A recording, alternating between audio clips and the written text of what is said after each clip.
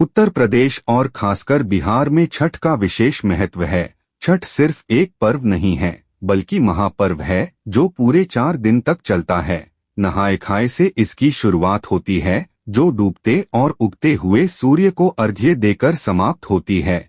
ये पर्व साल में 2 बार मनाया जाता है, पहली बार चैत्र में और दूसरी बार कार्तिक में। चैत्र शुक्ल पक्ष षष्ठी पर मनाए जाने वाले छठ पर्व को चैती छठ और कार्तिक शुक्ल पक्ष षष्ठी पर मनाए जाने वाले पर्व को कार्तिकी छठ कहा जाता है। पारिवारिक सुख समृद्धि और मनोवांछित फल प्राप्ति के लिए ये पर्व मनाया जाता है। इसका एक अलग ऐतिहासिक महत्व भी है। माता सीता ने भी की थी सूर्य देव की पूजा। छठ पूजा की परंपरा कैसे शुरू हुई, इस संदर्भ में कई कथाएं प्रचलित हैं। एक मान्यता के अनुसार जब राम सीता 14 साल के वनवास के बाद अयोध्या लौटे थे, तब रावण वध के पाप से मुक्त होने के लिए उन्होंने ऋषिमुनियों के आदेश पर राजसूर्य यज्ञ करने का फैसला लिया। पूजा के लिए उन्होंने मुग्दल ऋषि को आमंत्रित किया। मुग्दल ऋषि ने मां सीता पर गंगाजल छिड़ककर पवित्र किया और कार्तिक मास के शुक्ल पक्ष की षष्ठी तिथि को सूर्यदेव की उपासना करने का आदेश दिया। इससे सीता ने मुग्दल ऋषि के आश्रम में रहकर 6 दिनों तक सूर्यदेव भगवान की पूजा की थी। सप्तमी को सूर्योदय के समय फिर से अनुष्ठान कर सूर्यदेव से आशीर्वाद प्राप्त किया था।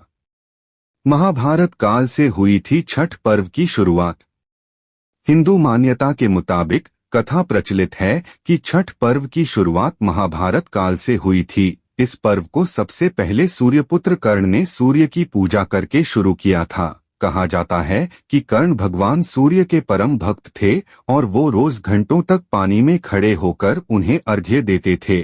सूर्य की कृपा से ही वह महान योद्धा बने। आज भी छठ में अर्घ्य दान की यही परंपरा प्रचलित है। द्रौपदी में भी रखा था छठ व्रत। छठ पर्व के बारे में एक कथा और भी है। इस किंवदंती के मुताबिक जब पांडव सारा राजपाट जुए में हार गए, तब द्रौपदी ने छठ व्रत रखा था। इस व्रत से उनकी मनोकामना पूरी हुई थी और पांडवों को सब कुछ वापस मिल गया। लोक परंपरा के अनुसार सूर्य देव और छठी मैया का संबंध भाई बहन का है, इसलिए छठ के मौके पर सूर्य की आराधना फलदायी मानी गई। क्या है छठ का पौराणिक महत्व? इन कथाओं के अलावा एक और किंवदंती भी प्रचलित है। पुराणों के अनुसार प्रियव्रत नामक एक राजा की कोई संतान नहीं थी। इसके लिए उसने हर जतन कर डाले, लेकिन कोई फायदा नहीं हुआ। तब उस राजा को संतान प्राप्ति के लिए महर्षि कश्यप ने उसे पुत्रेष्टि यज्ञ करने का परामर्श दिया। यज्ञ के बाद महारानी ने एक पुत्र को जन्म दिया, लेकिन वह मरा पैदा हुआ। राजा के मृत बच्चे की सूचना से पूरे नगर में शोक छा गया। कहा जाता है कि जब राजा मृत बच्चे को दफनाने की तैयारी कर रहे थे, तभी आसमान से एक ज्योतिर्मय विमान धरती पर उतरा। इसमें बैठी देवी ने कहा, मैं षष्ठी देवी और विश्व के समस्त बालकों की रक्षिका हूँ। इतना कहकर देवी ने शिशु के मृत शरीर को स्पर्श किया, जिससे वह जीवित हो उठा। इसके बाद से ही राजा ने अपने राज्य में यह त्योहार मनाने की घोषणा कर दी।